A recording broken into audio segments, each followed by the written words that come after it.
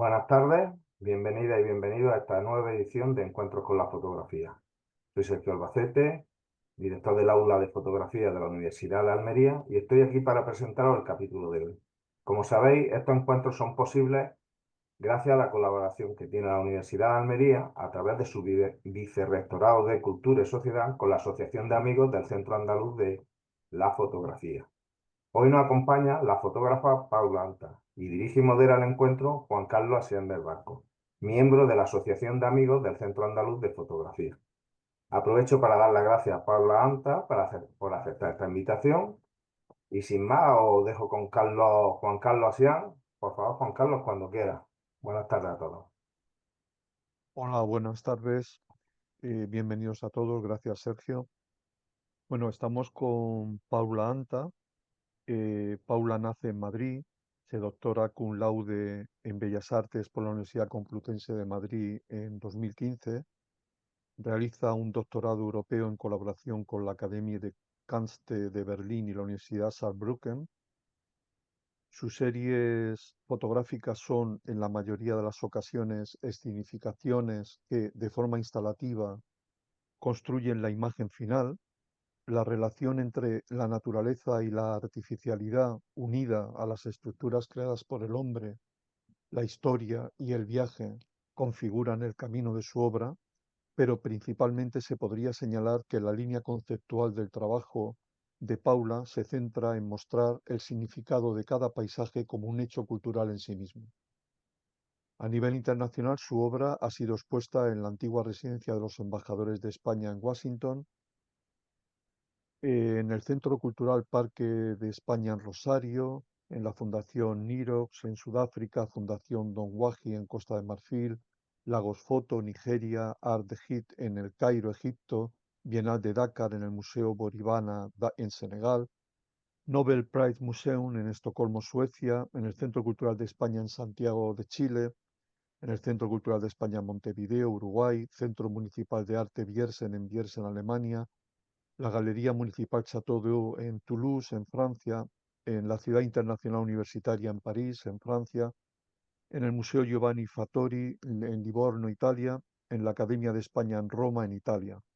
Su obra ha sido expuesta en centros como el Centro de Arte 2 de Mayo, en Tabacalera, Matadero, Real Jardín Botánico, en el Museo Lázaro Galdiano, en el Círculo de Bellas Artes de Madrid, Casa Vicens, en el Centro de Cultura Contemporánea de Barcelona, en el Centro Cultural Sa Nostra de Palma de Mallorca, la Fundación Cerezales de León, Naves de Camazo de Santander, la Laboral de Gijón, en el Centro Niemeyer de Avilés, en Domus Artium de Salamanca, Palacio Quintanar de Segovia, Centro Cultural Las Cigarreras de Alicante, Museo Molinos del Río en Murcia, la Casa de África en Las Palmas, así como en varias ediciones del Festival Internacional de Fotografía Foto España.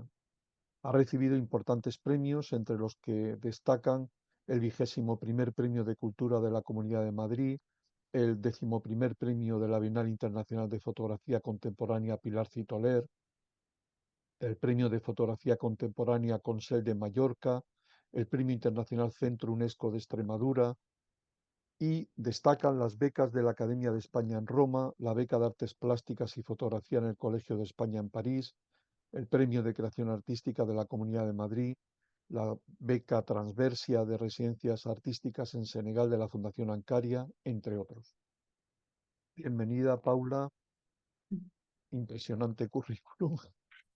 Y nuestra primera pregunta sería, ¿cómo y cuándo inicias tu relación con la fotografía? ¿Qué fue lo que te atrajo de ella?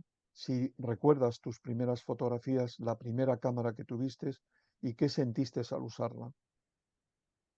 Bueno, pues bueno, en primer lugar, muchísimas gracias por vuestra invitación. Estoy muy contenta de estar hoy aquí, de verdad. Y bueno, como no tenemos mucho tiempo y hay muchas cosas de las que hablar, voy directa al grano. Bueno, yo estudié Bellas Artes en la Universidad Complutense de Madrid y la verdad que no tenía muy claro por dónde quería especializarme. estudié también paralelamente la carrera de piano y me llamaba también mucho la atención el vídeo porque me permitía también trabajar con sonido y experimentación sonora y todo esto.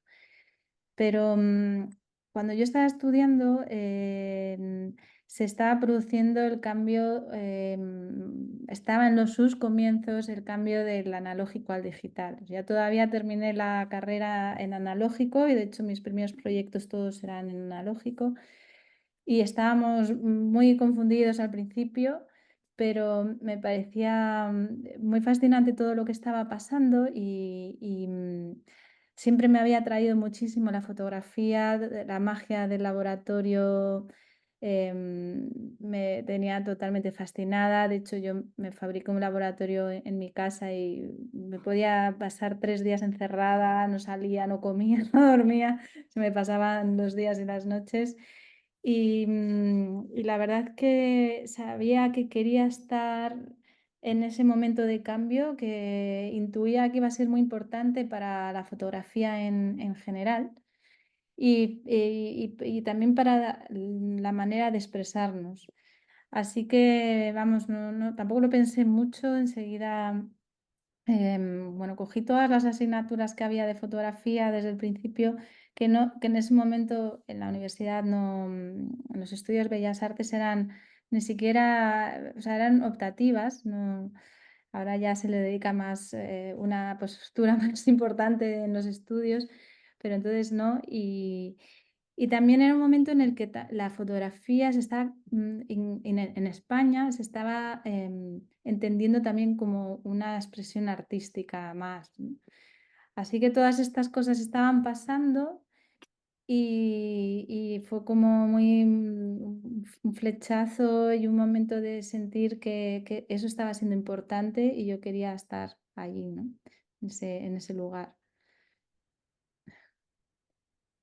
Pues hagamos un recorrido selectivo, por falta de tiempo, evidentemente, por tu trayectoria fotográfica, a través de una serie de trabajos que has ido realizando. Y ahora nos dirás si algunos permanecen abiertos, algunos están ya cerrados. Por ejemplo, Hotel, que es una serie de fotografías realizadas en hoteles de distintas ciudades y continentes. ¿Qué puedes decirnos de esta serie? Vale, bueno, pues yo voy a aprovechar para compartir pantalla y así ya empezáis a ver las imágenes y el dossier que he preparado. Y así os voy hablando directamente ya para ver, para que podáis ver directamente ya las imágenes de las que estamos hablando. Bueno, ¿lo podéis ver todos bien? Sí, vale. Sí, Bueno, la serie de Journal de Hotel, estas habitaciones de hoteles de lujo, em, realmente fue mi primer proyecto que yo ya lo empecé a pensar como un trabajo en sí, ya no como un ejercicio o como experimentación o todavía no tenía muy clara cuál iba a ser la temática, pero sí que empieza a construirse ya con un sentido más consciente. Y en ese momento, cuando yo comencé este trabajo, yo estaba de asistente de un fotógrafo alemán que pertenecía a la escuela de Düsseldorf, Elger Esser, y bueno, pues me dedicaba básicamente bueno, a montar todas sus exposiciones que realizaba por todo el mundo y toda la parte de producción de obra, principalmente, ¿no? Catalogación también. Para mí fue bastante, bueno, al principio estaba muerta de miedo porque era un fotógrafo muy importante. Yo acababa de terminar la carrera, no sabía nada, ni siquiera me podía imaginar que un fotógrafo pudiese llegar a, o sea, no conocía tampoco el mercado del arte, de hacer ese tipo de exposiciones, ese tipo de producciones tan grandes, ¿no? Y bueno, pues viajábamos por muchos países y bueno, como era muy importante, muy conocido, se hospedaban en unos hoteles pues bastante, para mí, creo que para la mayoría, lujosos, ¿no? Entonces, bueno, todo empezó cuando un día me hospedé en el Hotel Ritz, que yo siempre había pasado por delante con mis padres desde mi infancia, pensando, a lo mejor un día yo dormiré en este hotel, con un sueño, una proyección así, de cuando sea rica o algo así. Y entonces cuando dormí ahí, hice una foto, se la enseñé a mi madre, mira, mamá, he dormido en el Ritz, y me di cuenta que ese lujo que yo tenía en mi cabeza, en la imagen no se veía tanto, no se entendía. Entonces empecé a hacer una reflexión un poco sobre, bueno, qué es el lujo, cómo utilizamos los espacios, cómo son esos lugares de personales, cómo se relacionan con nosotros, etcétera, ¿no? Entonces surgió esta serie que estuve realizando durante 3 años, pero que después han ido apareciendo. Cuando he tenido la suerte de estar en algún hotel bueno, pues he ido incorporando. Y para mí, yo siempre digo que, aunque sean camas de hoteles de lujo, esta es la de la habitación del Ritz, la primera imagen con la que arrancó todo. Siempre digo que esta serie en realidad es mi primera serie de paisaje, porque para mí esas camas deshechas, esas sábanas, se convierten en paisajes, ¿no? En paisajes que yo también ya he intervenido. O sea, al final es una cama que yo he utilizado, y al final mi uso deja ahí un paisaje íntimo. Además, también me parecía muy interesante jugar con las luces. Normalmente intentaba que fuese luz artificial, no luz natural, hacia las fotografías de noche. No todas las habitaciones me servían porque no tenía suficiente distancia, ¿no?, con la cama. También eso me ayudaba a pensar en el espacio, en la relación del espacio con la cámara, el objetivo, todo esto, ¿no?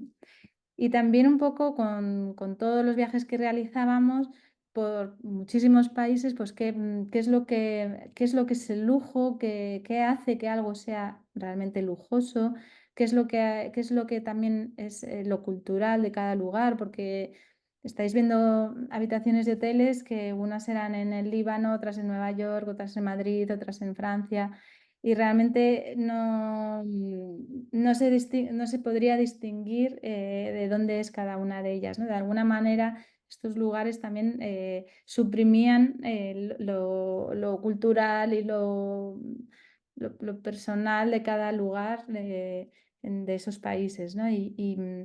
Y bueno, pues empezó un poco esta idea también de trabajar en series, que no fue de una manera muy consciente. Ahora voy a trabajar en series, pero es algo que se ha mantenido desde esta primera serie de Journal de Hotel hasta hoy. Siempre todos mis proyectos se distribuyen y se organizan en series fotográficas.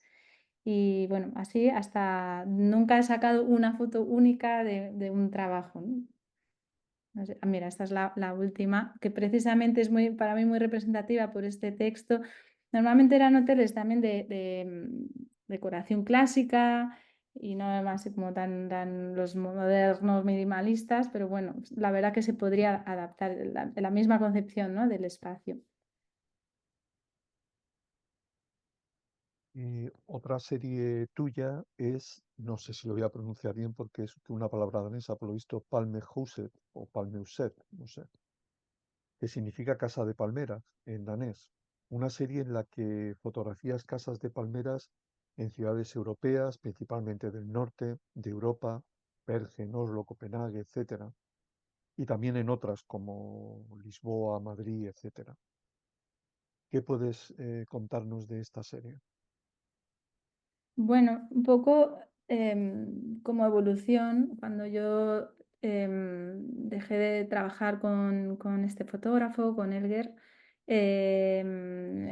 pues estaba pues como la mayoría de los alumnos cuando terminan los estudios, que no saben muy bien qué hacer, dónde ir, dónde vivir, cómo empezar a entrar en la red, ¿no?, de exposiciones, de contactos, de premios, concursos, ¿no? Entonces, yo estaba con una crisis muy grande, primero porque, bueno, yo creo que era un poco ese momento vital de incertidumbre.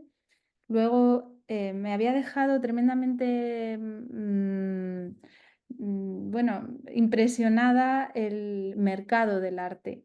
Y era algo que tampoco me habían hablado mucho de él, y mucho menos al nivel en el que yo estuve trabajando, de galerías y de ferias por todo el mundo, de coleccionismo. Entonces, claro, yo me comparaba un poco cuando yo estaba empezando, pero me comparaba un poco a esos niveles y no encontraba mi tema. Por otra parte, también tenía un poco de conflicto con el mercado porque, claro, todas esas personas con muchísimo dinero eran las únicas que podían acceder a comprar unas obras con unos precios loquísimos. No sabía qué tenía que ver todo eso conmigo, ¿no? O sea, estaba ahí dándole vueltas a todas estas cosas y, y de hecho hubo un momento que pensé, bueno, si esto es el arte, pues yo no tengo nada que ver con esto, entonces yo me he equivocado y debo dedicarme a otra cosa, no sé, me meto en una ONG y me voy a África o algo así, bueno, un clásico. Y al final, después de una crisis muy grande y quizá una depresión, no lo sé, pues me pasaron dos cosas. Mi madre me salvó como buena madre y me llevó de viaje a Noruega. Y después de esta crisis donde yo decidí no dedicarme a otra cosa y no encontrar qué cosa era la que me tenía tan fascinada como, bueno, como las bellas artes y como la fotografía, eso hizo que yo me reafirmara más y que encontrase muchísima seguridad en lo que yo quería hacer y en la pasión que yo sentía por ello. Y sobre todo entender que había una separación, y además es la que tú quieras dar, entre el mercado del arte y lo que es tu creatividad y tus procesos creativos, ¿no? Y lo que tú quieres contar.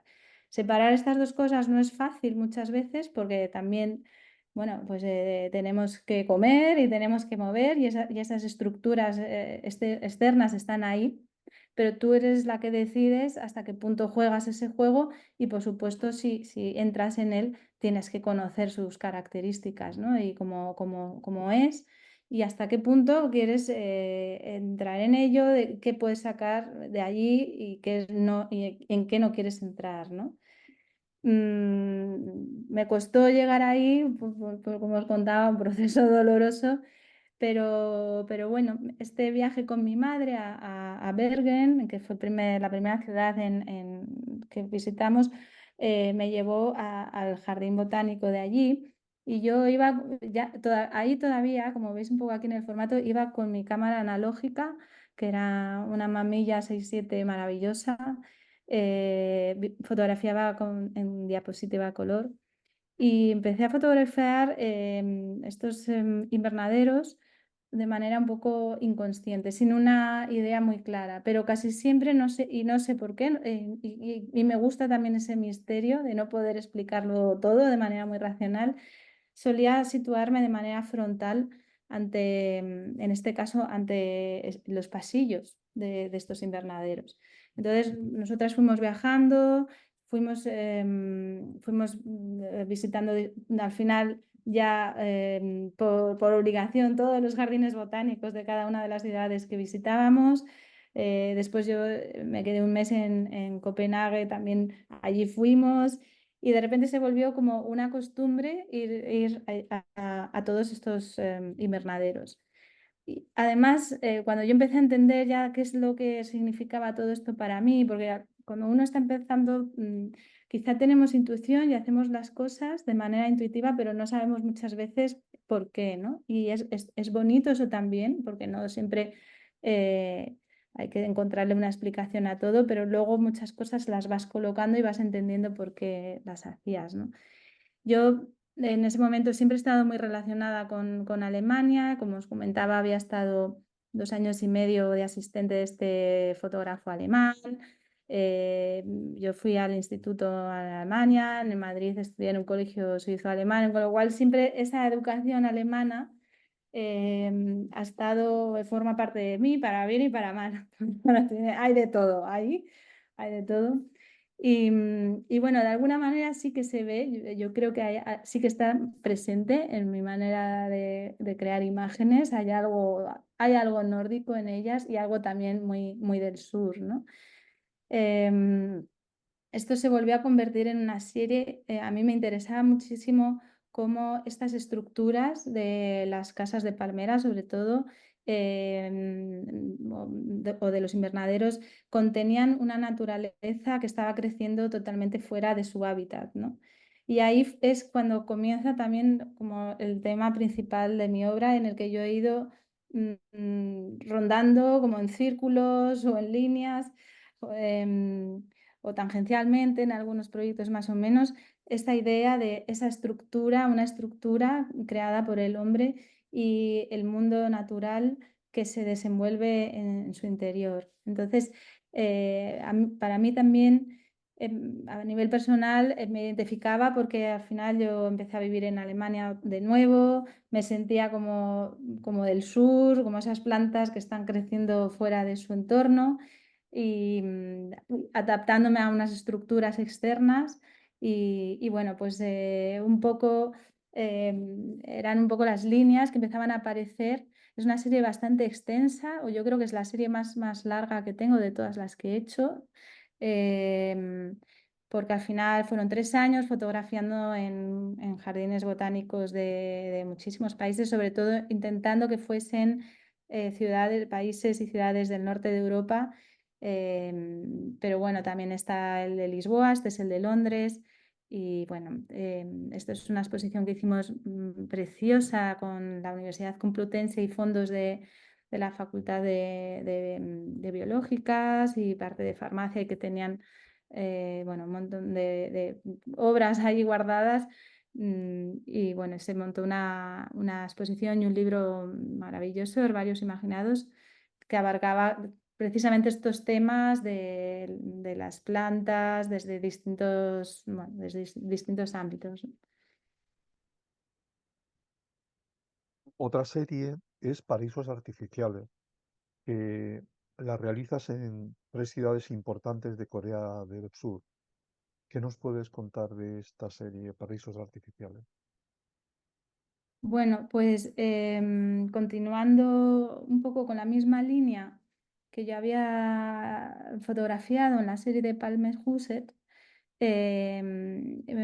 bueno, a través de 3 viajes a Corea del Sur por otros temas. Yo empecé a trabajar en teatro como técnico de imagen y de escenografía y entonces, bueno, estaba ahí dividida porque trabajaba en la parte de teatro que me tocaba, pero aprovechaba todos esos viajes para fotografiar también. Y en Corea me encontré que era el primer productor de plantas artificiales del mundo. O sea, los coreanos las producen y se las venden a los chinos que nos lo venden todo a nosotros. Entonces, decidí, llevando un poco más allá todo el concepto que ya había desarrollado con la serie de Palme Huset, pues mantener más o menos el mismo esquema con este pasillo central y las plantas que se organizan alrededor, pero en este caso en un mundo totalmente artificial. Y es muy curioso porque, bueno, porque yo todavía este proyecto también está hecho con mi cámara de formato medio, con diapositiva, y en estas tiendas ellos tenían una iluminación especial para precisamente que los colores de las flores fuesen más chillones y más fosforitos, más llamativos.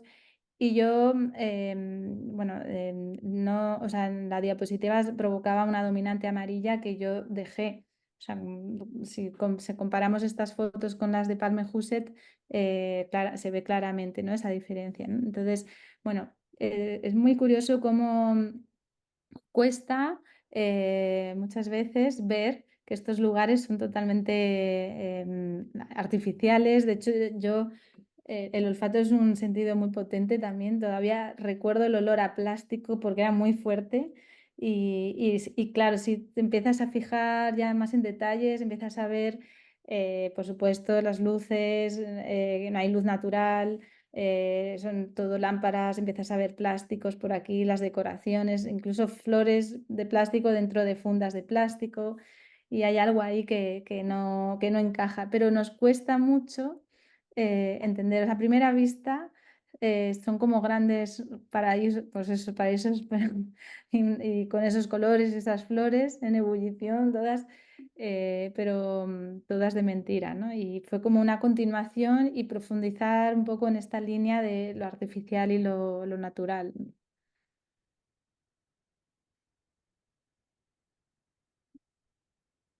Mm, Hablemos un poco de la forma en que te organizas para trabajar, para llevar a cabo tus proyectos. Por ejemplo, ¿cómo decides los temas o proyectos en los que trabajar? ¿Te los vas encontrando o los planificas? ¿Cómo eliges los lugares, los objetos o las personas que fotografías? Y también un poco conocer qué técnicas y herramientas sueles utilizar para crear tus imágenes, qué equipo fotográfico utilizas y si crees que esa técnica y esos equipos influyen en el resultado final de tu trabajo. Pues, a ver, a ver si me acuerdo de todas las preguntas, porque son muchas de un grupo y además todas bastante importantes, ¿no? Bueno, la verdad es que en mi caso ha ido evolucionando la manera de trabajar, ¿no? Y bueno, me imagino que es bastante lógico. Mm, en estas primeras series yo me iba encontrando quizá al principio por momentos vitales, me iba encontrando lugares que luego los iba a raíz de la repetición y de volver a esos mismos sitios, no los mismos, pero a sitios similares, pero con las mismas circunstancias o con las mismas características. Bueno, pues se iba construyendo todo un cuerpo de trabajo también de ideas sobre lo que yo quería contar. Entonces, en estos dos proyectos principalmente, que son los primeros, yo iba a esos lugares, la vida me llevaba un poco allí, pero en esos lugares yo ya empezaba a escoger dónde quería trabajar, ¿no? Y en Corea de hecho, ya era algo muy concreto, tampoco era muy fácil de encontrarlos y de moverme por estas ciudades para encontrar estas tiendas. La comunicación, por supuesto, era casi imposible porque allí tampoco hablan mucho inglés. Y yo iba con un cartel en coreano diciendo, por favor, puedo hacer fotos, no, no me tratéis mal, no huyáis de mí. Em, pero más adelante sí que, bueno, empecé a darme cuenta que necesitaba algo más que ir buscando lugares con una historia o con una idea muy concreta. Y empecé también a construir yo o a escenificar, como comentabas al principio, dentro de esos lugares donde efectivamente sí pasaban cosas que yo iba buscando, pero donde yo también trabajaba directamente. Entonces, eso también fue de manera bastante orgánica. En muchas ocasiones yo estudiaba un proyecto, lo presentaba para una beca o becas de residencias, si me las daban, que presentaba muchísimas y a lo mejor te daban una, pero bueno, eso me hacía poder llegar a un lugar y estar trabajando en un sitio muy concreto sobre un proyecto que yo había preparado. Los años que yo estuve trabajando en teatro, por supuesto, aprovechaba los viajes que hacíamos en las giras y me estudiaba siempre antes los lugares para cuando tenía tiempo ir a fotografiar. O sea que iba un poco aprovechando las circunstancias o buscando yo también las posibilidades para hacer proyectos. Y tengo que decir que no me ha funcionado uno mejor que otro. O sea que cuando yo viajaba por teatro, me agobiaba muchísimo porque pensaba que estaba dejando de lado la fotografía, pero de ahí han salido proyectos maravillosos y luego ha habido veces que yo me preparaba un proyecto, me daban la beca, me iba a esos lugares y el proyecto tampoco salía, finalmente tampoco me salía tan bien y yo no terminaba tan convencida, con lo cual al final se ha ido construyendo cada, cada proyecto un poco así. Ya en los últimos años, muchas veces a mí me han llamado a un sitio concreto, pues, o sea, ya he tenido la suerte, pero que también lo sigo haciendo, de que me llamen para ir a hacer una residencia, como por ejemplo ahora acabo de venir de Costa de Marfil para hacer un proyecto donde en este caso me han dado ellos el tema, pero libertad para actuar. Porque tenía que hacer un diálogo con un proyecto de un fotógrafo marfileño. O sea que al final yo siempre en ese sentido he sido muy flexible, siempre y cuando lo pueda llevar a mi terreno o lo que yo, bueno, los temas que a mí me interesan, me interesa desarrollar, ¿no?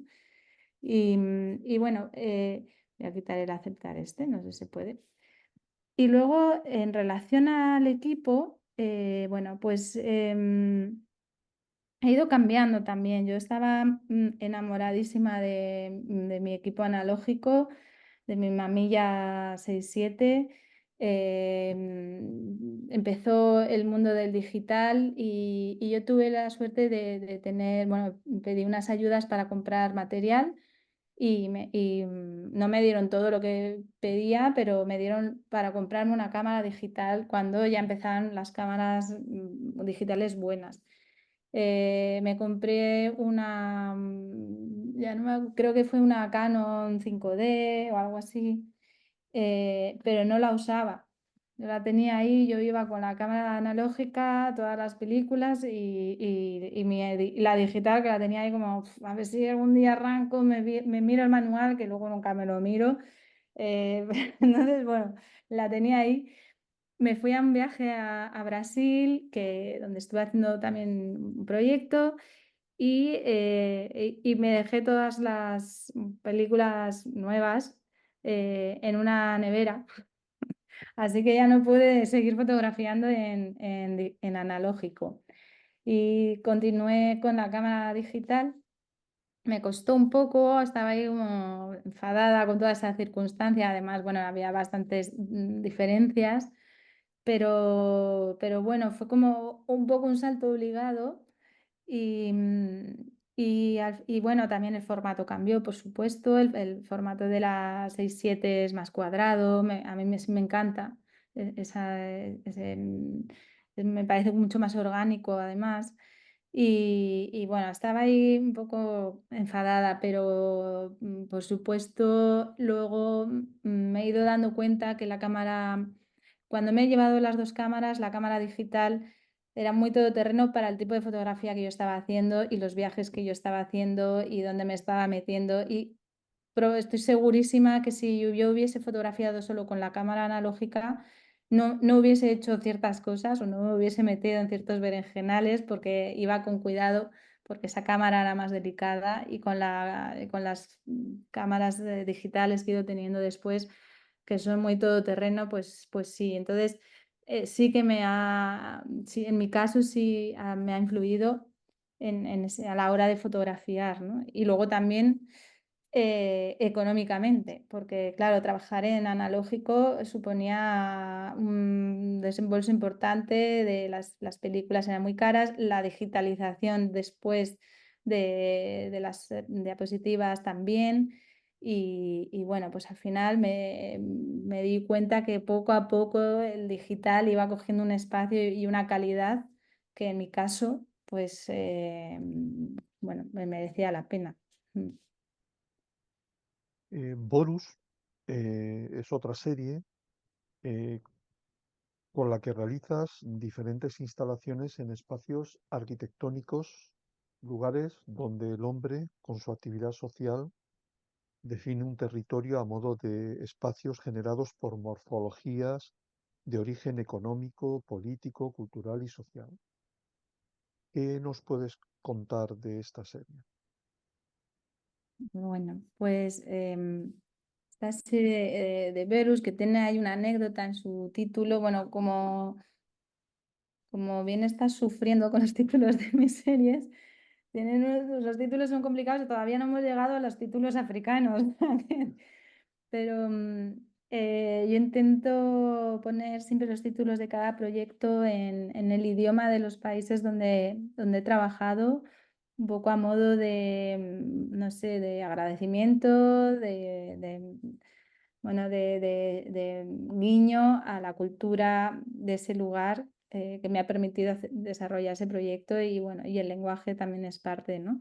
Pero en este caso, el proyecto, o esta serie, se llamaba Büros, que significa oficinas en alemán, que comencé precisamente cuando empecé a vivir en Frankfurt, que tuve mi estudio allí durante 6 años, pero salió una crítica, ya no me acuerdo en qué periódico, sobre este proyecto, que fue buena, pero el crítico siempre titulaba, cambió la O por la U y siempre lo llamaba Berus. Y dije, pues lo voy a cambiar yo. Entonces cambié el título de la serie, no significa nada, pero bueno, era un poco esta idea de estos lugares.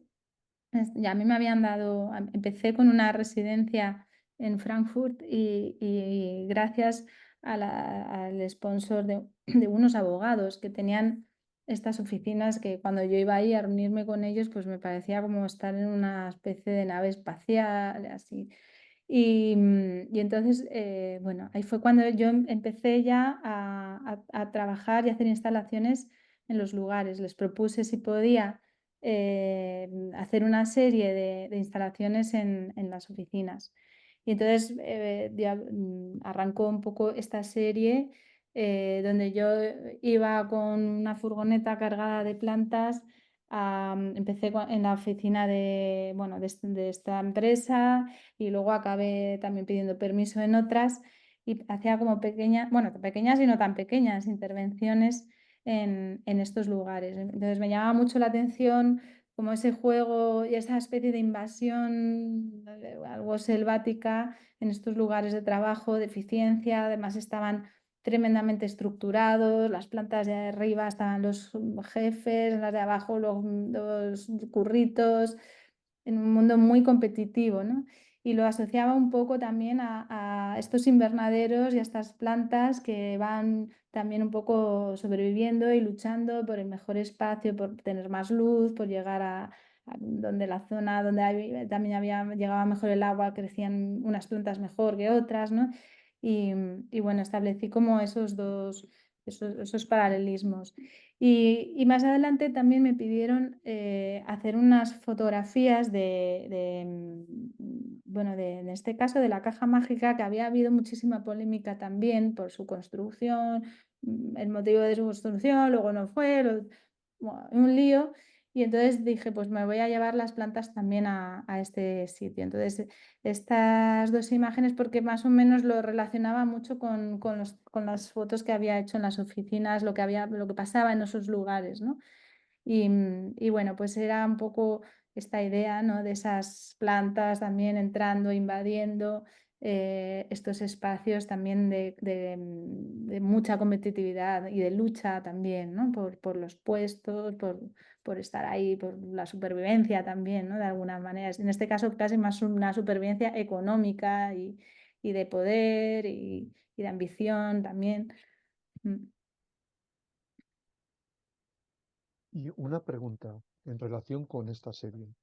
¿En algún momento has tenido comunicación con alguno de los arquitectos que han creado estos espacios o con alguno de los interioristas que los han diseñado o no? Pues en este caso directamente no. Estas dos últimas fotografías en la caja mágica sí que o sea, era para un proyecto en realidad de televisión donde se hablaba del proyecto arquitectónico de 5 edificios en Madrid que habían sido seleccionados y ahí los arquitectos o los jefes de proyecto hablaban de lo que era cada uno de los edificios, pero no nos ponían a los fotógrafos en contacto con ellos. A mí la arquitectura me fascina, desgraciadamente me gustaría saber muchísimo más de arquitectura. siempre pienso que los arquitectos además son grandes fotógrafos, también tienen el ojo muy bien educado y saben estudiar muy bien, por supuesto, el espacio, las proporciones y se nota. Em, y me hubiese encantado, pero en este caso no tuve contacto con ellos. Rutas Negras es una colección de antiguas metrópolis que surgieron a través de las rutas, de los caminos que unían, a través de los intercambios, de las economías, las civilizaciones. Conocemos las rutas de la seda, de la plata, de las especias, del incienso o las rutas marítimas, rutas ambientadas en antiguos imperios. ¿Qué nos puedes decir de esta serie? Bueno, pues con Rutas Negras empieza una trilogía en realidad. También es un proyecto que desarrollo más o menos en el mismo periodo en el que estoy trabajando en teatro, bueno, que fueron 5 o 6 años. Y bueno, pues me parecía muy interesante hacer un trabajo sobre la cultura del Mediterráneo, pero no sabía muy bien cómo abarcarla porque es verdad que ya conocía varios proyectos que hablaban sobre eso, ¿no?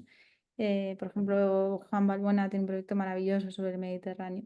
Entonces, finalmente, bueno, a mí la historia me encanta y quise fotografiar estos lugares que habían sido y siguen siendo algunos de ellos ciudades importantes que surgieron a través de las rutas, ¿no? Yo quizá también estaba ahí como haciendo rutas de un país a otro y me parecía muy curioso cómo se iban conectando y cómo a raíz de las rutas comerciales y culturales surgían ciudades y qué pasaba con esas ciudades en la actualidad, si estaban todavía activas o si desaparecían y por qué. Y sin embargo, un poco todas ellas habían configurado toda una cultura del Mediterráneo donde yo me sentía, bueno, parte de esa cultura, ¿no? Sin embargo, la mayoría de estos países donde yo quise trabajar son de religión musulmana. Entonces, también me pareció muy interesante qué pasaba con estas, bueno, con estas situaciones. Principalmente en mi caso, yo lo que tuve fueron muchos problemas para fotografiar.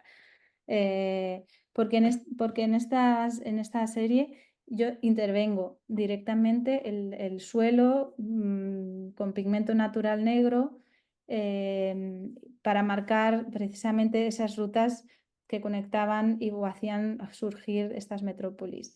Entonces yo viajaba, o sea, aparte de la escenografía, pues yo iba con unos cuantos sacos de pigmento natural negro eh, que esparcía por estos lugares. La verdad es que a veces era un poco costoso porque enseguida se levantaba con el viento y luego tenía que volver, echar un poco más. También después sí que me sirvo de la edición digital para completar, ¿no? ese trabajo, pero para mí es importante la acción en el lugar, ¿no? O sea, trabajar en el sitio y tener esa experiencia en ese lugar, ¿no? Porque mucha gente me dice, "Joder, eso lo podías haber hecho con digital". Em, pues bueno, probablemente sí, pero por supuesto mi experiencia con el sitio no hubiese sido la misma, ¿no? Entonces, bueno, por ejemplo, las primeras imágenes que hice en Siria, pues me las borraron en el aeropuerto. Luego tuve que viajar a Líbano, entonces no las pude recuperar porque finalmente terminé fotografiando encima de esa tarjeta. Esos lugares ahora ya no existen porque han sido destruidos también por las guerras actuales, con lo cual de alguna manera es como que el proyecto o la idea que yo tenía de estos lugares todavía, por supuesto, sigue teniendo y construyendo su historia, ¿no? Un poco triste, la verdad, pero siguen ocurriendo cosas en ellos, ¿no? Entonces, bueno, algunas de estas intervenciones pues eran más grandes, usaba más pigmento. Aquí, por ejemplo, pues no me dieron permiso para fotografiar dentro del templo. Entonces, bueno, pues lo hice fuera también, porque es un templo muy importante en el Líbano, que fue además vamos, y tiene unas ruinas increíbles de templos romanos con techos originales. Y dije, no, pues voy a fotografiarlo fuera, y además con una casa muy cutre y muy mala, que también hace entender un poco cómo es eso, ¿no? Cómo están esos lugares ahora, ¿no? O en este caso, por ejemplo, en Marruecos, muchos de ellos son también lugares arqueológicos. Entonces ahí sí que, bueno, la mayoría de las veces yo me di cuenta que si yo pedía permiso no me lo daban. Así que muchas veces decidí hacerlo por mi cuenta, con lo cual me la estaba jugando bastante, porque tú explicas luego allí que vas con unos sacos de pigmento, que estás haciendo una intervención artística, que esto tampoco va a estropear el entorno y todo esto. Entonces, bueno, y quizá la historia más triste o más dura de esta serie es precisamente con esta foto en Tiro, que es en el sur del Líbano. Pues yo había estado unos años anteriores en este templo, que es maravilloso, con con unas columnas enormes que llegan hasta el propio mar Mediterráneo. Y desgraciadamente a los 2 o 3 años que volví allí, pues habían caído unas bombas. Esta foto está hecha desde el agujero de una bomba, con lo cual no sé si se nota, pero bueno, en esta no, pero bueno, el horizonte está un poco más alto, y todas esas columnas caídas, ¿no? Hay una ahí superviviente un poco en estado, estado ahí de las mínimas, pero bueno, y ahora mismo tampoco creo ya que este lugar, porque sí que he visto, o sea, hace poco sí que vi las noticias que había vuelto a ser bombardeado, o sea, que no sé qué quedará de ahí, pero una pena, porque desde luego son unos templos increíbles, unos lugares culturales de una riqueza increíble, ¿no?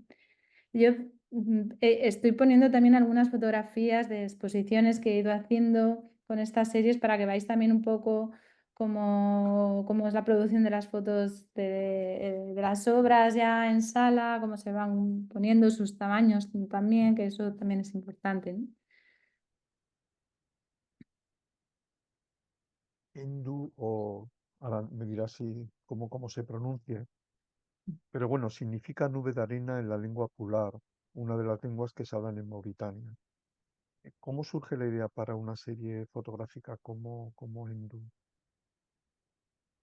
Bueno, en este caso el proyecto sí que me vino, o sea, me vino dado en el sentido que a través de Oxfam Intermón nos mandaron a una serie de artistas plásticos, dibujantes de cómic y gente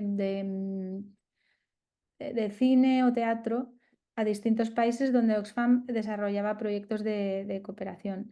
Y a mí me tocó Mauritania. Y yo la verdad es que estaba al principio totalmente bloqueada, porque por mucho que yo investigaba sobre el país, no sabía que podía desarrollar ahí como proyecto, porque principalmente yo había trabajado con las plantas, los árboles, los bosques, o sea, con el elemento vegetal. Y Mauritania, desde luego que no tenía nada de eso. Así que estuve intentando cambiar el destino, no lo conseguí. Y dije, bueno, una vez allí y viendo todo lo que me rodeaba, que era principalmente arena, dije, pues voy a trabajar con la arena. Si no puedes con el enemigo, únete a él, ¿no? Así que surgió, por primera vez me salgo de lo que es, aunque bueno, en las rutas negras ya no trabajaba con árboles directamente, pero bueno, era otro entorno. Mauritania, desde luego que es un país muy duro, me encantó, pero es un país durísimo. Y me di cuenta que la arena las tormentas de arena condicionaban la vida de los mauritanos, todo, o sea, la comida, sus ropajes, los ritmos, todo. Así que decidí provocar yo misma estas nubes de arena en el desierto. No sabía muy bien al principio cómo. Yo quería meter un elemento que no dejara ver y que el paisaje de manera fácil, ¿no? Quería como interrumpir ese paisaje, esa línea de horizonte, la quería de alguna manera como distorsionar con un elemento bueno, que hiciese pensar. Y bueno, teniendo en cuenta que las tormentas de arena allí condicionaban tanto la vida de los mauritanos, pues decidí hacer como pequeñas tormentas, estas pequeñas, bueno, pequeñas nubes que no son tan pequeñas. Más adelante vais a ver ahí el tamaño de unos camellos y para que veáis también la nube. Entonces, bueno, así surge un poco esta serie, hacerla tampoco fue fácil porque, bueno, yo iba en un coche que tenía que ir aproximadamente como a 160 kilómetros por hora para conseguir ese tamaño de nube. eh, bueno, tampoco había hay solo una carretera, pero bueno, había que salirse, había que pedir permiso porque cada 15 kilómetros en Mauritania hay controles militares, había que tener ahí una mano izquierda con los militares, que a veces esa negociación llevaba, llevaba mucho tiempo, unos cuantos test, no sé cuánto dinero y tal, ¿no? Pero bueno, así surge un poco esta serie, em, que de alguna manera para mí reflejaba por una parte como ese color de tierra que cubre todo en ese país al final y que domina la vida de los mauritanos y que también de alguna manera es como casi como un país monócromo, ¿no? Que solo no resaltan las cosas casi por esta capa de arena, de polvo que cubre por todas partes todos sus objetos, ¿no? Y por otra parte, esta nube que no deja ver el paisaje, pero que de alguna manera es un símbolo de no querer ver tampoco o sea, lo que es la realidad que está pasando en estos lugares, ¿no? Por una parte no nos dejan ver lo que está pasando porque muchas cosas realmente o son ilegales o son tremendas, ¿no? Muy oscuras.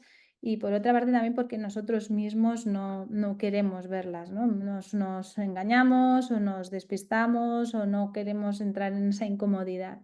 Entonces es una serie curiosa porque hay una cierta paz en estas imágenes, son muy pictóricas también.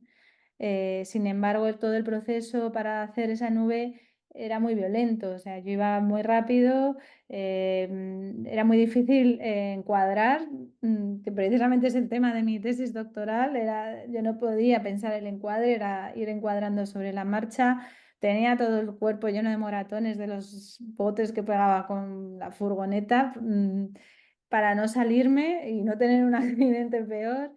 Y bueno, y muchas cosas más. La cámara se me quedó, en una de estas que me vio una nube de arena a mí, se me quedó bloqueada porque ya no llevaba protección para la cámara.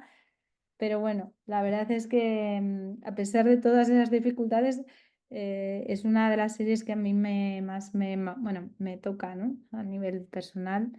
Y bueno, sí, em, dura, pero poética al mismo tiempo, ¿no?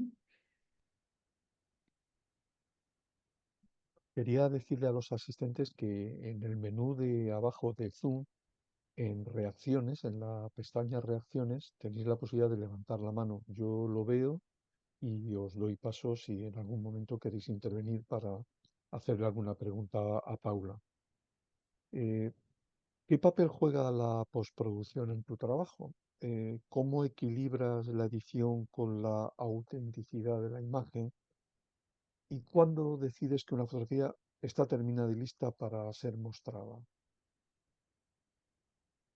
Pues yo la verdad que, como os comentaba antes, para mí es importante hacer estas acciones, instalaciones en los lugares y en los países. Y cada país tiene su característica y en cada país intento encontrar algo que me conecte con él. Eh, mm, pero también, aparte de todo lo que yo hago en los lugares a nivel físico y de experiencia y de energía, me ayudo también de la edición y de la postproducción. Y por una parte, Bueno, a nivel de reencuadre, no suelo reencuadrar mucho, la verdad, pero sí me ayudo de la edición. Cuando, como os comentaba, cuando trabajaba con los pigmentos naturales, el problema es que enseguida desaparecen o se disuelven, entonces ahí sí que me puedo ayudar. Pero si no está ahí el elemento en el sitio, pues para mí la verdad es que es difícil, ¿no? Y luego también, a nivel de postproducción, también considero importante lo que es cómo producir las obras para las exposiciones. Por eso os muestro aquí cómo, pues cómo enmarco los tamaños que utilizo, todos los materiales que utilizo para la producción de cada obra, qué papeles o qué soportes, incluso qué molduras. Todo eso para mí son decisiones muy importantes que al final también hacen que esa imagen final y esa obra al final física funcione de una manera u otra, ¿no? Entonces, para mí todo eso lo trabajo y lo tengo muy en cuenta no solamente el momento de hacer la fotografía, sino todo lo que viene después. Mm. Nudos, topologías de la memoria. Has declarado que con esta serie tomas conciencia de un giro en tu trayectoria. Hay un salto en la composición de tus imágenes, en su formalización, también en su materialidad, pero no en su fundamento ni en tu preocupación-ocupación. La conexión con la naturaleza como origen permanece. La reflexión sobre tu mirada se mantiene en la misma búsqueda. ¿Qué nos puedes contar de esta serie? Vale. No sé si he visto que había como cuatro en el chat, como cuatro mensajes. No sé si alguien quería. Hay, hay mensajes en el chat, sí. Vale. Eh, y, No y sé hay, por qué y hay- está. y hay preguntas, hay algunas preguntas también en el chat. Vale, pues. Por ejemplo, hay mucha postproducción en la foto, es algo sobre lo que acabamos de hablar. Hay mucho trabajo previo de la obra, es otra de las preguntas. Es decir, puedes acceder a esas preguntas también. Vale. Antes de cada serie, ay, perdonad, para mí es importante también la investigación. Me gusta mucho la parte de investigación y ir recogiendo documentación, leyendo, todo eso va a configurar el proyecto final también lo desarrollo mucho y me gusta toda la parte de investigación previa no suelo añadir en ese proceso de investigación los documentos que me sirven como parte de la obra o en las exposiciones, la verdad, pero sí que es un proceso, sí que también, igual que comentaba antes que la postproducción es importante, la parte de investigación también, ¿no? Pero en algunos casos o en algunos proyectos me voy encontrando las cosas cuando estoy en los lugares, o sea, no me quiero cerrar siempre. Antes, al principio trabajaba más así, de prepararme mucho cada proyecto antes y ya llegaba a los sitios y sabía exactamente lo que hacía, me hacía bocetos y ya colocaba las cosas como exactamente como quería y como había planificado y poco a poco he ido soltándome más en eso, dejándome abrir más a cosas que había en mi entorno y que hacían que pudiese abrirme a otras posibilidades, ¿no? No estar yo tan cerrada o no dirigir tanto antes el proyecto. O sea, eso a nivel anterior, ¿no? Y como os comentaba antes, pues posteriormente, posterior, o sea, de hecho en esta serie Nudos, lo que le da casi el sentido a la serie es el material que yo utilizo en postproducción, que utilizo o para producir la obra, ¿no? O sea, las imágenes cuando yo las realizo, de hecho para mí al principio no sabía ni lo que significaban, ¿no? Entonces, bueno, enganchando un poco esta manera de trabajar y ya os explico un poco esta serie de nudos tipologías de la memoria, que fueron una serie de fotografías que yo realicé casi durante 7 años de manera muy obsesiva a estas especie de marañas vegetales sin saber muy bien por qué, ¿no? Y sin embargo era algo que se iba repitiendo y repitiendo. Empezó un poco cuando vivía, bueno, cuando estaba en la Academia de España en Roma, que estaba haciendo un proyecto con hiedras. Y bueno, me gustaban mucho las líneas de esas plantas subiendo por las paredes de los edificios, que eran casi como dibujos, ¿no? Que es como que se trazaban por la superficie de las paredes. Y entonces, bueno, la verdad es que por una parte me preocupaba un poco de tanta obsesión con esto sin entender por qué. O sea, porque tengo como 7000 imágenes de marañas vegetales, que encima es algo que tampoco tiene mucho, o sea, que no es algo especial, que no tiene un sentido pues es lo que todo el mundo quiere cortar. De hecho, o sea, cuando ves ahí las plantas, y sin embargo a mí me fascinaban, las observaba. Yo hago muchos ejercicios de observación, para mí es muy importante quedarme un tiempo observando las cosas, o sea, tomarme un tiempo extra para observar más de lo que normalmente estamos acostumbrados y además cada vez menos. Y yo entendía un poco estas formas vegetales que iban adaptándose a estructuras, que algo estaba pasando ahí, pero no sabía muy bien qué. Entonces, cuando estuve realizando mi tesis doctoral, había una parte que hablaba sobre los bosques neuronales. Me metí ahí un poco en un berenjenal sobre la parte de percepción visual y cerebro visual, y ahí descubrí los bosques neuronales. Cuando descubrí las imágenes de los bosques neuronales, me di cuenta que eran esas mismas marañas de líneas que yo había estado fotografiando obsesivamente sin saber muy bien por qué, pero que al final era algo muy parecido como patrón, ¿no? Entonces dije, jolín, qué curioso que estas líneas que tienen un sentido, ¿no? En el caso de los bosques neuronales son las conexiones eléctricas entre neuronas. En el caso de la naturaleza, pues que se adapta a una pared o a un palo, van buscando también la luz o la supervivencia, pero tiene un sentido, ¿no? Está ahí, no es algo caótico, tiene un sentido en sí mismo, ¿no? Y casualmente, viendo un documental, pues encontré imágenes de lo que llaman los clusters o superclusters, que son los movimientos de galaxias, que corresponden también a la expansión y a la contracción del universo, y era el mismo esquema, ¿no?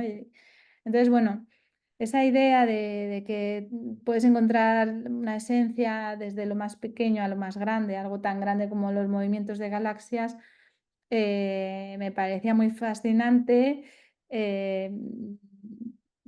pasando por el mundo vegetal, que era lo que yo había estado fotografiando. La selección que yo intenté hacer, que os estoy mostrando un poco, es intentando buscar variaciones, ¿no? Dentro de esa misma idea de patrón aparentemente caótico. Pero yo por otra parte pensaba, vale, yo estoy hablando de que hay algo esencial que se encuentra desde algo minúsculo como las conexiones de neuronas hasta algo tan grande como los movimientos de galaxias, pasando por la naturaleza, como nuestro sistema sanguíneo, como, bueno, miles de esquemas así. Pero ¿cómo puedo yo, con estas imágenes que estaba haciendo de estas marañas, cómo puedo yo explicar o dar a entender un poco esto, ¿no? Porque en el fondo estas fotografías no tenían, las originales o lo que yo fotografiaba no tenía mucho aquel, es con el cielo o con un muro, o sea, como imagen, no, desde luego no te daba a entender nada universal ni para nada, ¿no? Entonces, bueno, me agarré un poco a la historia del arte y a la utilización del pan de oro como elemento que representa, pues, precisamente eso, ¿no? Lo sagrado, lo atemporal. Y entonces dije, bueno, pues voy a ver si puedo imprimir sobre pan de oro. Y bueno, ahí me metí en un berenjenal tremendo porque el pan de oro, bueno, normalmente se coloca sobre madera y yo no quería trabajar sobre madera porque la madera es muy inestable para los cambios de temperatura, también se da de sí, eso podía afectar a la imagen y claro, no podía arriesgarme a eso. Con lo cual decidí trabajar con Dibond, que es el material como más estable que utilizamos en fotografía, que es este sándwich de aluminio, plástico y aluminio, que es lo más estable que hay ahora mismo. Pero claro, el Dibond no es poroso, no es una superficie porosa, no es como la madera que hace que el mixtión, que es el pegamento que se utiliza para el pan de oro, pues se quede bien y que el pan de oro sea bien. Entonces tuvimos que experimentar durante muchos meses para encontrar un adhesivo que funcionase con el Dibond. Se va colocando las planchitas que se ven ahí en la imagen, en esta imagen además se ve muy bien, de pan de oro a mano. Luego se barniza para proteger el pan de oro, aún así es bastante delicado, y luego se imprime encima la imagen, que yo tuve que editar bastante porque precisamente para dejar el pan de oro limpio elimino toda la imagen, es decir, o sea, eso que veis limpio de pan de oro, que es ese cielo, ¿no? Entonces yo eliminaba todo el cielo, todo lo que yo quería que fuese pan de oro limpio es información que elimino de la imagen, ¿no? Entonces, bueno, es un poco trabajo de chinos porque concretamente en estas imágenes, con todas esas líneas, pues ya me volví medio loca, pero bueno, fue pandemia y la verdad que ahí me lo pude permitir. Y bueno, pues aquí también esta serie la acompaño de estas imágenes, que son imágenes científicas de bosques neuronales y de los clústeres, ¿no? Y los superclústeres, que bueno, muchas de ellas se pueden comprar, algunas son las de la NASA, son todas gratuitas. Y bueno, también he ido haciendo selecciones, según también la máquina que realiza estas imágenes tienen una apariencia u otra, pero en profundidad ese esquema caótico, esas líneas, esa idea que yo estoy contando se mantienen todas. De hecho, hay veces, pues hay algunas que son muy parecidas que no sé muy bien diferenciarlas, la verdad. No sé muy bien si una es una neurona o es un clúster, o si cojo un trozo, si cogiese un trozo también cuadrado de mi imagen, probablemente tampoco sabría, ¿no? diferenciarlas, ¿no? Entonces, bueno, también hay una imagen de inteligencia artificial que también la he querido meter, dejando esa ventana abierta. Y bueno, esa es un poco la idea de esta serie. La topología es una rama de las matemáticas que estudia cómo, a pesar de los cambios de lo externo, se mantiene la esencia. Entonces, o sea, eso se puede calcular matemáticamente. Entonces, me ayudaba mucho a explicar cómo la esencia de las cosas se mantiene, aunque sean en algo enorme, como en las galaxias o algo tan pequeño como en las neuronas, esa esencia está ahí, ¿no? Y para mí, al final, pues lo más esencial o lo más sagrado o parte de la esencia también está en la naturaleza, ¿no? Paula, te enviaremos después los comentarios que se realizan en el chat para que los puedas leer. Hay uno, somos un colectivo fotográfico de Sevilla, Puma Tejo, y estamos 6 personas viendo esta charla. Nos apetece seguir sabiendo de tus proyectos y cómo los has realizado. Bueno, pues en eso seguimos preguntando. Mm. Te voy a preguntar sobre una serie de series en bloque porque el tiempo nos va comiendo para que nos puedas hablar de ellas. Una es Kamekaye, la serie realizada en la Gran Coté, una sección del litoral senegalés que abarca unos 150 kilómetros, situado desde el norte de Dakar hasta la desembocadura del río Senegal. Otra es Hois, 5 imágenes que representan diferentes instalaciones realizadas a orillas del río Potomac. Uprot, en donde se muestran imágenes de raíces de árboles que por vejez o enfermedad han caído. Y finalmente, si te parece, hablamos de estas y dejo para el final otra incursión tuya en una vertiente fotográfica completamente distinta que son los retratos. Vale. Bueno, pues voy a intentar ser más, más No te preocupes. directa con estas últimas series. Ahora cada una tiene, bueno, Hamekai. Hamekai para mí es una serie bastante importante porque reúne varias cosas. Yo me voy a hacer una residencia a Senegal y en un viaje anterior yo había visto en esta costa unos troncos con cosas, pero no sabía muy bien qué eran. Lo que pasa es que se repetían en ese viaje por la costa y yo pensaba, esto tiene que tener algún sentido, pero no sabía qué. Entonces yo me presento a estas residencias y presento dos opciones, ¿no? En el proyecto. Una, la opción de llegar allí, poder investigar y conseguir, bueno, y en ese tiempo también ir recogiendo documentación, cosa que no hay. Y la segunda, yo me inventé mi propia historia de que estas estructuras eran unas criaturas, las asocié con mitología africana y senegalesa y bueno, me monté ahí una historia tremenda en mi cabeza. Una vez allí, yo descubrí que son señales en la playa que construyen los habitantes de las pequeñas poblaciones para orientarse. Es una playa maravillosa, un poco como, bueno, como las playas del sur de España, de toda en línea recta, entonces es muy fácil pues desorientarse y sobre todo porque estas pequeñas poblaciones son muchos de pescadores y así desde el mar ellos saben más o menos hacia dónde está su poblado, ¿no? Entonces me parecía súper interesante ver cómo las construían. Al final, este proyecto reúne, por una parte, un trabajo de documentación, es decir, yo voy documentando, geolocalicé todos los jamecais, que es el nombre que ellos le dan a estas esculturas, y luego volví a esos lugares para fotografiarlos, porque además, cosa que no sabía en el momento, tenía que contar con la subida y la bajada de la marea.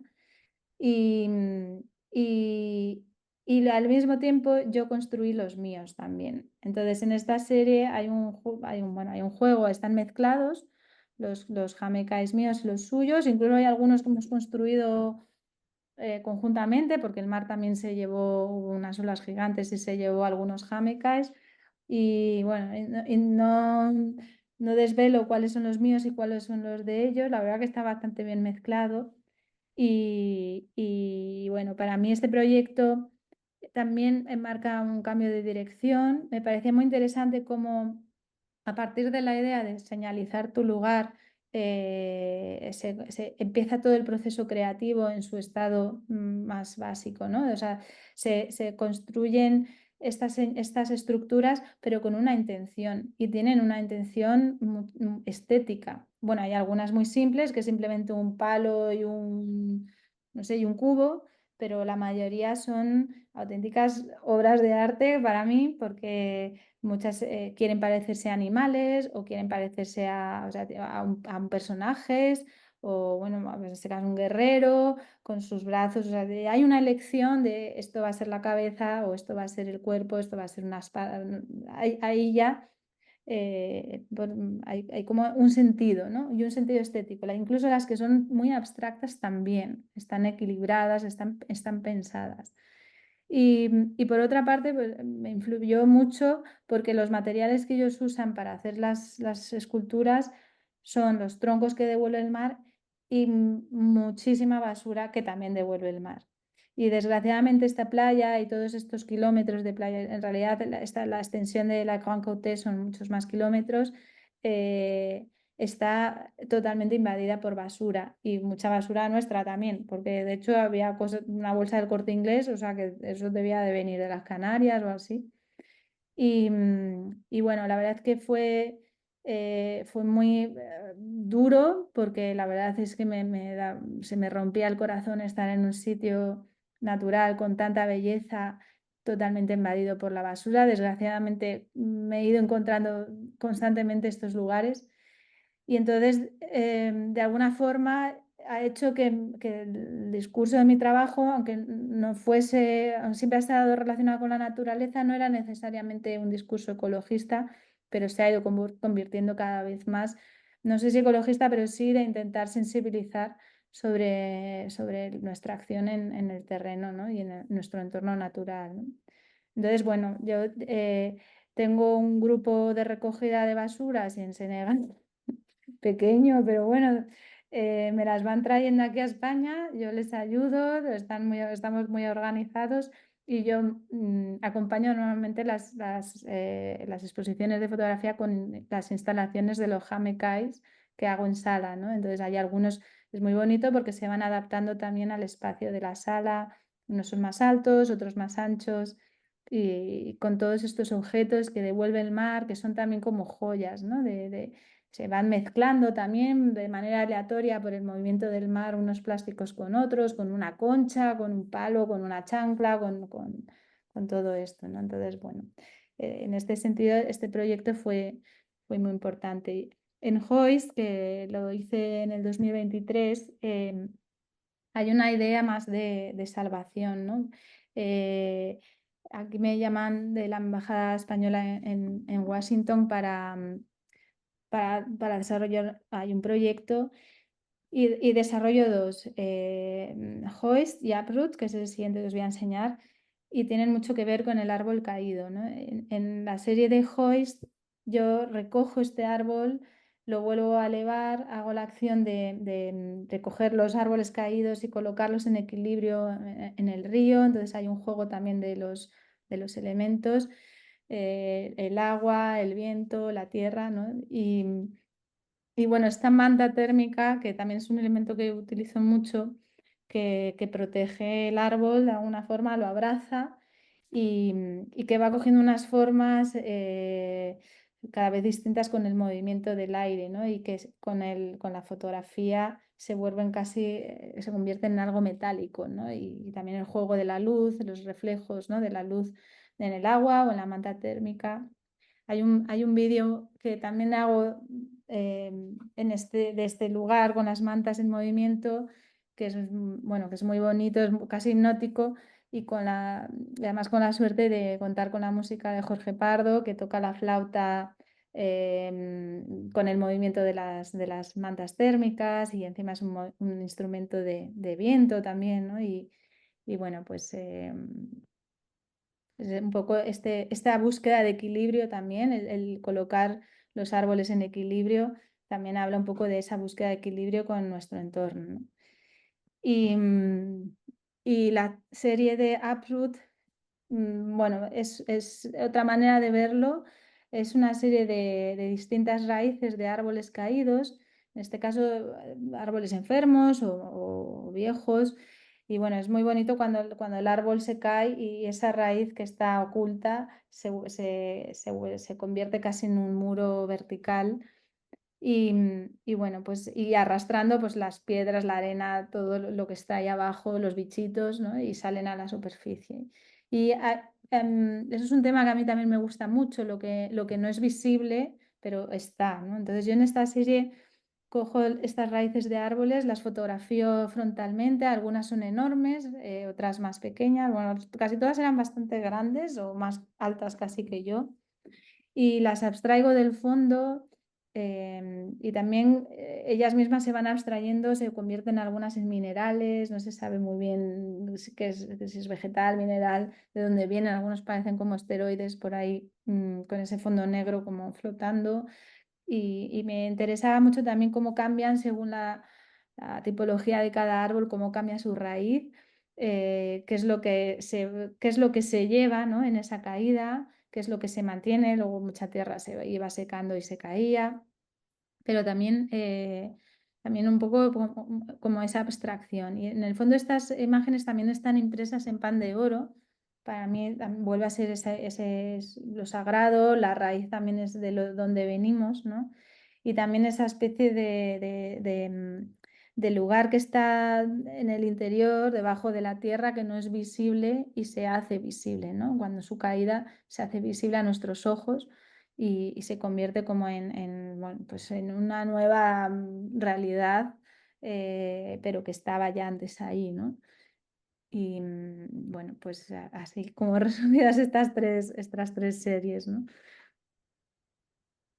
Desde 2010 hasta ahora vienes realizando un trabajo de retratos, lectoras, Boxisti, Santos y Cervantes, Pictura, por ejemplo, son algunos de estos trabajos.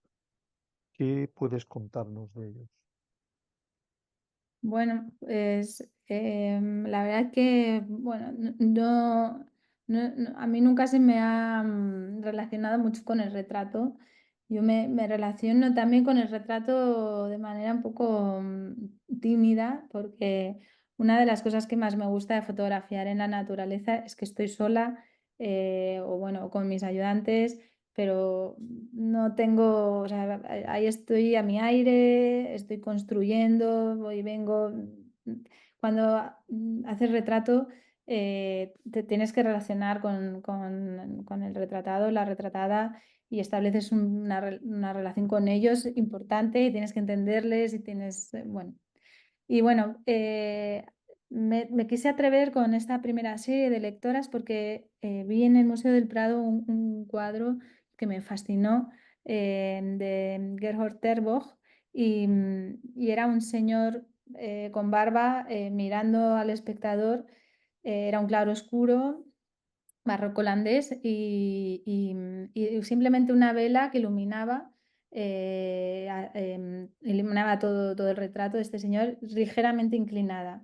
Estaba tan bien pintado que parecía que ese señor era real, que te estaba mirando, que estaba respirando. A mí me cortó la respiración y me dejó muy impresionada. Entonces empecé a leer sobre la pintura barroca, el retrato barroco, y vi que existía el género de la mujer lectora, sobre todo en la pintura barroca holandesa.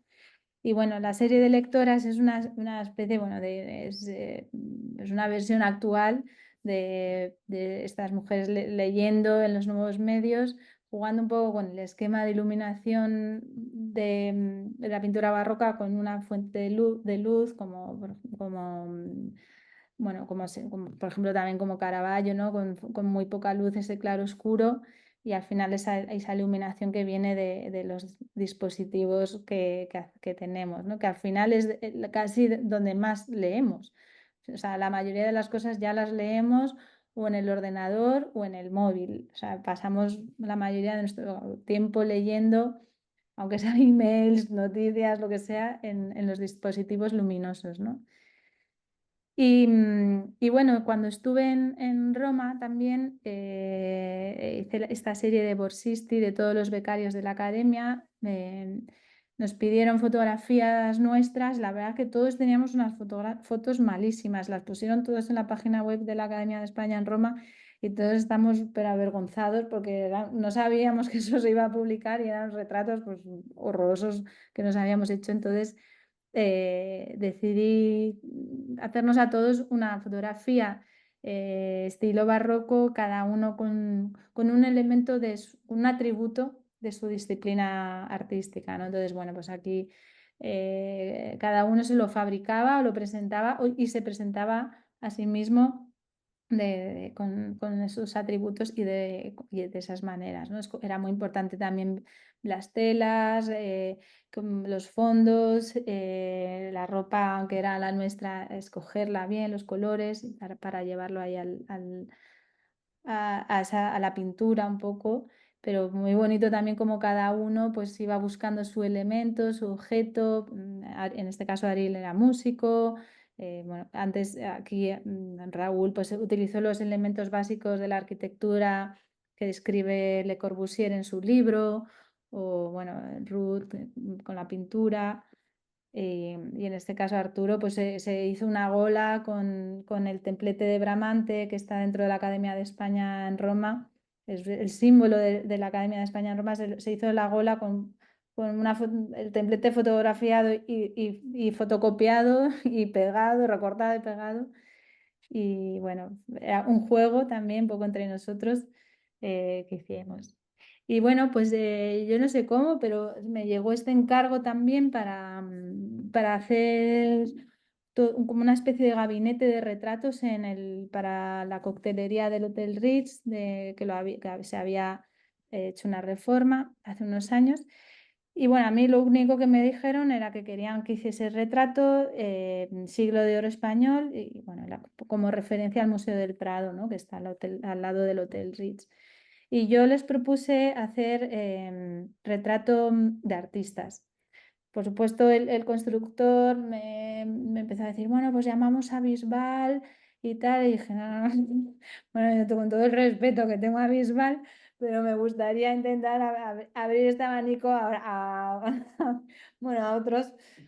Y bueno, pues conseguí preparar un dossier, me costó muchísimo convencerles, pero sí que quería hacer un atributo a los artistas, al retrato barroco, donde empieza el autorretrato y el retrato de artista. O sea, la figura del artista comienza en el Renacimiento y en el barroco se asienta, y es cuando el artista se empieza a retratar a sí mismo, porque ya es una persona importante para la sociedad. Y es muy curioso porque es un retrato muy distinto al retrato de corte, al que estamos muy acostumbrados, ¿no? Donde se representa el poder y la riqueza, ¿no? El retrato del artista, el artista lo que quiere mostrar a través del autorretrato es algo muy psicológico, su genialidad principalmente a través de la mirada. Entonces, no son ropajes muy ricos, no tienen grandes joyas, suelen ser, pero estaba todo muy concentrado en la mirada, ¿no? Muchas veces sí aparecen con los atributos.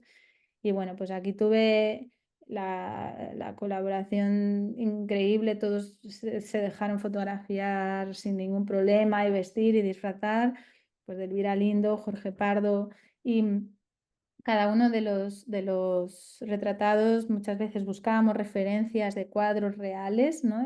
O artistas reales para buscar el vestuario.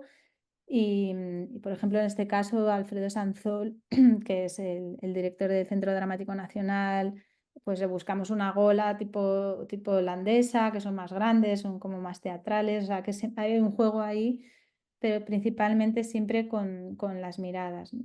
Y bueno, pues un poco termino con Alejandra, que es casi más un retrato renacentista que barroco, por ella, casi, pues por su fisionomía. Me pidieron también que hubiese un poco de todas las edades, entonces, bueno, pues a personas más mayores y a una niña bueno, pues que se dejó, y le buscamos un vestuario como un cuadro que habíamos estado viendo en la Galería de los Uffizi ahí en Florencia, ¿no? Y bueno, pues esta es un poco un recorrido rápido por mi faceta de retratista, muy relacionada siempre con la pintura. Yo tengo muchas referencias siempre en la pintura y en la historia del arte, y bueno, pues sale a través de los retratos, ¿no? Mm, Te voy a hacer unas últimas preguntas, Paula. El tiempo se consume y la verdad es que pasa rapidísimo escuchándote. Y serían, si conoces o has oído hablar del Centro Andaluz de la Fotografía y si tienes alguna opinión sobre él, esa sería la primera pregunta. Bueno, sí, yo ni siquiera me acuerdo cuando oí por primera vez hablar del Centro Andaluz de Fotografía. Em, de hecho, bueno, quizás sí, conocí hace muchos años en Foto España a Pablo Juliá cuando fue director del Centro Andaluz de Fotografía, y nunca he estado, tengo que decir que nunca he estado en Almería, tengo eso pendiente. Entonces, bueno, pero el centro sí que lo conozco, todo, bueno, y por supuesto que ha estado ahí, creo que haciendo una labor importante para la fotografía, y sí, sí, sí tenía conciencia de él, sí. En julio de 2023 se aprobó el decreto por el que se crea el Centro Nacional de la Fotografía en España. ¿Tienes alguna opinión al respecto? Bueno, yo estoy en la plataforma, aunque no soy muy activa, la verdad.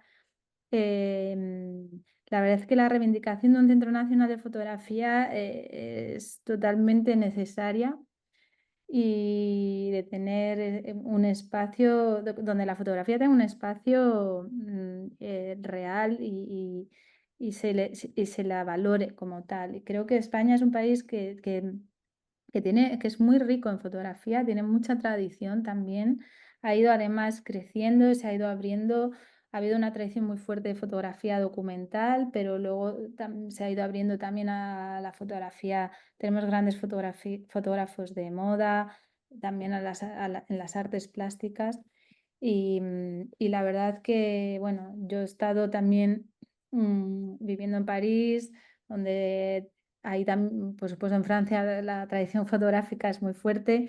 tienen también su centro nacional y luego aparte de otros centros más autonómicos. Y bueno, sé que ha sido muy difícil llegar a donde se ha llegado. No es fácil, además a nivel de trabajo de grupo.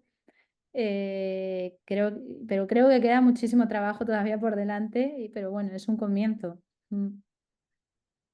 ¿Y estarías a favor de la creación, te acabas de referir a Francia, su larga tradición en relación con la fotografía, de una Escuela Nacional de Fotografía como existe allí? ¿O crees más acertado la creación de grados de fotografía específicos en las facultades o universidades españolas? Bueno, yo todo lo que sea educar sobre la imagen me parece importante, porque creo que estamos en una sociedad donde la imagen manda mucho, pero creo que no tenemos mucha educación sobre la imagen. Entonces, tanto a nivel de nacional como autonómico, todo lo que ayude a entender más la imagen y en concreto la fotografía, porque es muy accesible a todos, lo veo necesario. Quizás siempre tengo más problemas con lo privado y yo he dado clases también en escuelas privadas porque al final siempre tengo dificultad con el hecho de hacer negocio con temas tan importantes como es la educación, por ejemplo, o temas tan importantes como puede ser la salud. Pero por otra parte, todo lo que sea apoyo a la educación y todo lo que tenga que ver con la imagen me parece, vamos, necesario. Mm. ¿Y cómo ves el papel de la fotografía en el arte contemporáneo? O sea, ¿crees que está subestimada o sobrevalorada? ¿Y qué fotógrafo o artista ha influido más en tu trabajo? Bueno, ahora mismo a nivel de mercado, la fotografía, sobre todo en España, ha perdido muchísima presencia a nivel de mercado. Ahora venimos de la Semana de Arco, casi no había fotografía en Arco, ¿no? Y incluso en las otras ferias, también Urbanity, por supuesto, no, Art Madrid, casi nada. Me da mucha pena que no se esté considerando la fotografía a nivel de mercado. Eso no quiere decir que la fotografía esté mal en salud, porque por otra parte creo que lo que he visto de fotografía o en festivales de fotografía como Arles, lo que se ve es de muy buena calidad. Por supuesto, siempre hay de todo y luego también tenemos nuestros gustos, ¿no? Pero creo que se están haciendo cosas muy buenas. La fotografía también se está abriendo mucho a otros materiales, a otros lenguajes. Y yo veo proyectos realmente muy interesantes, muy bien planteados y hace 10 años o un poco más que fue el boom de la fotografía, todo el mundo hacía fotografía. Ahí sí que la fotografía en el mercado se vendía muchísimo y muy cara, pero había cosas muy malas, porque bueno, también cualquiera se ponía a hacer una fotografía sin entender en profundidad toda la riqueza de la naturaleza de la fotografía, ¿no? Entonces, bueno, creo que ahora no es un buen momento a nivel de mercado, pero sí un buen momento a nivel de calidad. Mm. ¿Tienes alguna opinión sobre la inteligencia artificial, sobre su relación con la fotografía y los escenarios que pueden abrirse con ella? Bueno, yo creo que la inteligencia artificial, mientras sea una herramienta más, estoy abierta siempre y cuando sea una herramienta, no sea el fin, ¿no? Como herramienta me parece buena. Creo que la tecnología va avanzando, nuestra sociedad va avanzando, pero por supuesto creo que debería estar regulado porque no hay regulación, hay unas regulaciones muy pobres y cuando esté más avanzado todo esto, pues sí que nos podemos encontrar con algunos problemas simplemente por no estar regulado, bien regulado y bien planteado.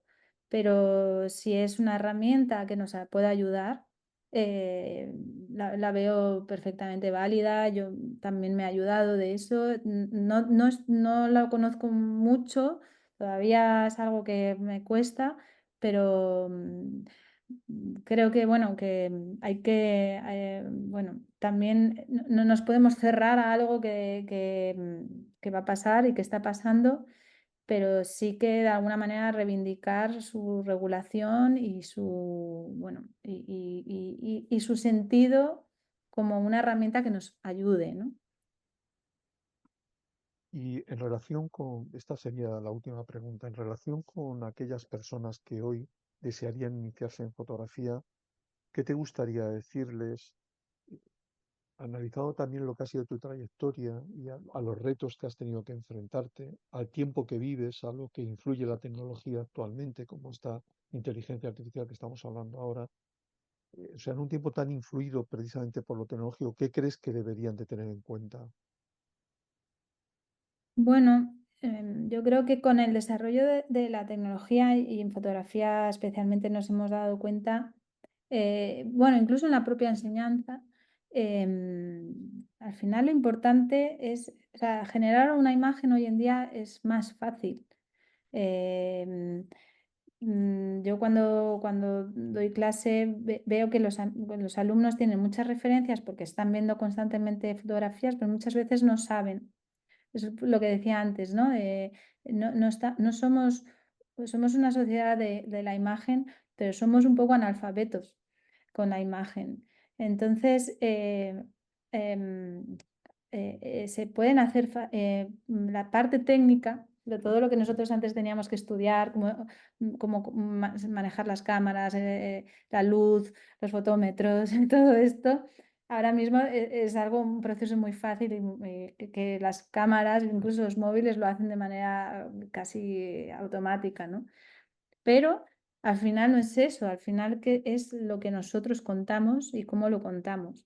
Y ahí eso es un proceso totalmente personal e íntimo, pero hay que contar algo, que, algo que esté bien construido, algo que tenga un fundamento, algo que, bueno, que sea también diferente, porque, bueno, por supuesto, tampoco nos vamos a inventar grandes cosas, pero sí ir buscando en uno mismo, en tu vida, en tu trayectoria, en tus emociones, en tus intuiciones, todas esas cosas, ser, yo creo que muy sincero con eso, con esos procesos, también ser sinceros con nuestros procesos a nivel de, pues esto no se me está dando muy bien o esto no. Yo soy muy exigente con algunos proyectos, me he ido a algún país, luego no me ha convencido y los he quitado, o sea, los dejo de lado porque no me convencen.